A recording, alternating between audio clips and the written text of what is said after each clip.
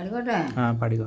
ആകപ്പടച്ചവൻ്റെ ആദ്യം മുത്തായ ആദരവായ റസൂലുള്ള ആരാധനയ്ക്കർഹന്നേകനാണെന്ന സന്ദേശം നൽകിയ നൂറുള്ള മാനവർക്കായെന്നും നേർവഴി കാട്ടിയ മക്കത്തോദിച്ച് ഹബീബുള്ള മംഗകൾ ഗുത്താമി ആമീന ബീവി പെറ്റ മുഹമ്മദ് സല്ലല്ലാഹ്.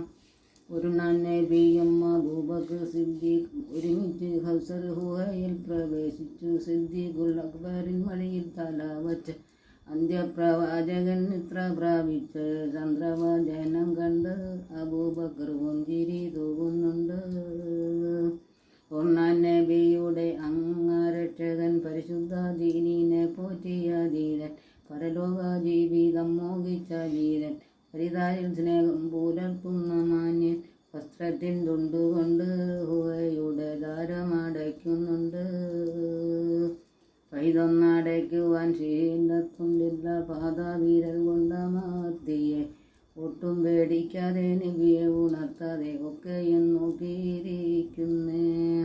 മുത്തു നബിയുള്ള സുഖമായി ഉറങ്ങുന്നു. മുഖം കണ്ട് സിദ്ദീഖ് സംതൃപ്തനാകുന്നു.